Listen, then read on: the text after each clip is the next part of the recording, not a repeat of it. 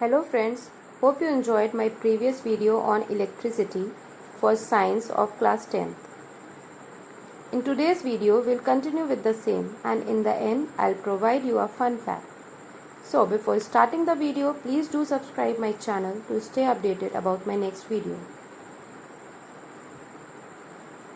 Now let's see what we learned in the previous session.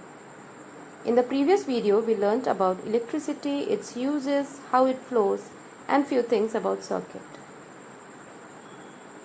Let's know more about electricity. What makes the electric charges to flow? How to make a circuit diagram? Is there a relationship between the potential difference across a conductor and the current flowing through it? Let's begin with the first one. What makes the electric charges to flow? To understand this concept, first we need to understand two terms: electric potential and potential difference. What is electric potential? The electric potential or voltage is the electric energy that the electron possesses. Now, a question. What would you do if you want water to flow through a tube? Think about it. If we want water to flow through a tube, we keep the tank at a higher level such that there is a potential difference between the two ends of the tube and hence water flows. In the diagram, you can see the tank of water act like a potential or a voltage. The pipe acts like a wire. The construction is like a resistance, and the volume of water passing through a point is like current. So by creating an electric pressure, we can make the current to flow. Electrons move only if there is a difference of electric pressure, known as potential difference, along the conductor, which can easily be created by a battery consisting of one or more electric cells. Let's see how it works. In the figure given below, there is a battery and a conductor. The electrons gain potential energy as they move away from the positive charge and towards the negative charge. And in the same way, electron loses potential energy as they flow through the conductor, and hence a potential difference is created. The chemical action within a cell generates the potential difference across the terminals of the cell, even when no current is drawn from it.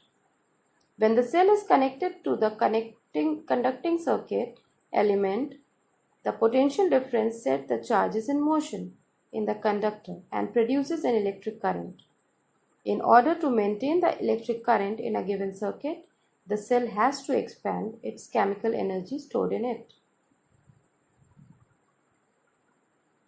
Now, what is potential difference? The electric potential difference or voltage drop refers to the loss of electric potential between any 2 points as an electron moves through the circuit.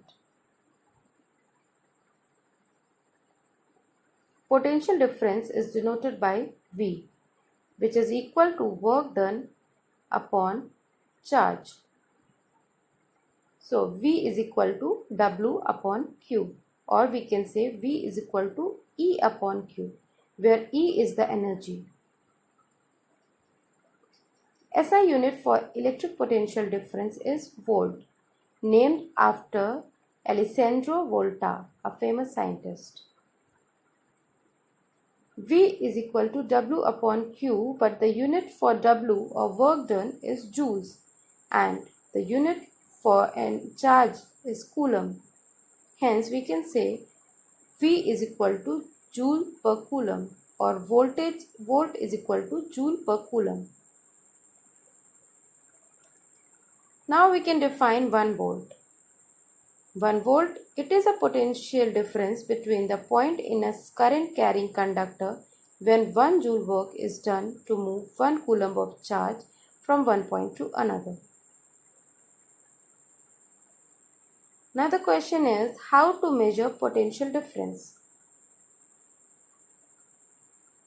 Potential difference is measured by an instrument called voltmeter.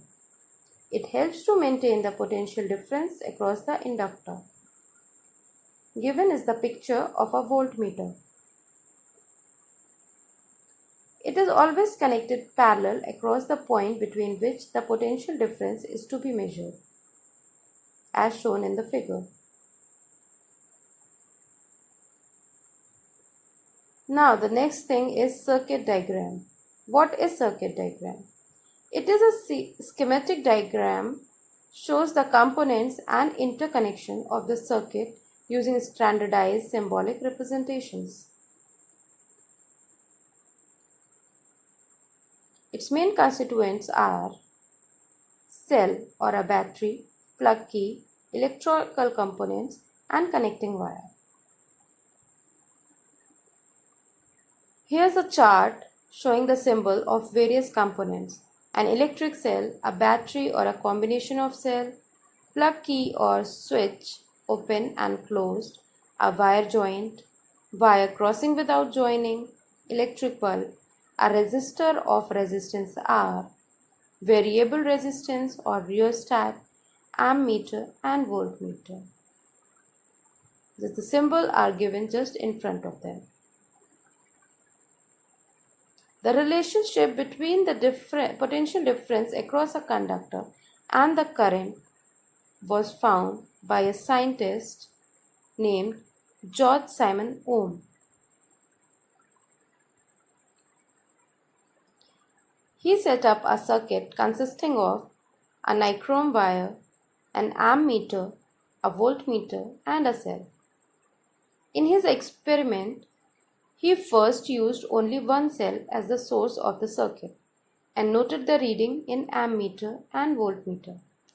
Then he again took the reading by connecting 2 cells and then 3 and then 4 and then obtained a V by I graph. He found that the graph was a straight line as shown in the graph given below. Thus he concluded that V by I is a constant ratio. Hence, V is directly proportional to I. He kept R, resistance, as a constant. Therefore, V is equal to I into R, or R is equal to V by I, where V, voltage, expressed in volts, I, current, is expressed in ampere, R, resistance, is expressed in ohms. But what is this resistance? Let's find out. Resistance, as the name suggests, is to resist something. It is the property of conductor to resist the flow of charge through it, and its SI unit is ohm. So what's 1 ohm? 1 ohm is the resistance of a conductor such that when a potential difference of 1 volt is applied to its end, a current of 1 ampere flows through it. An electric device called rheostat is often used to change the resistance in the circuit. Lower the resistance, better is the conductivity. That's all for today. It's time for the fun fact.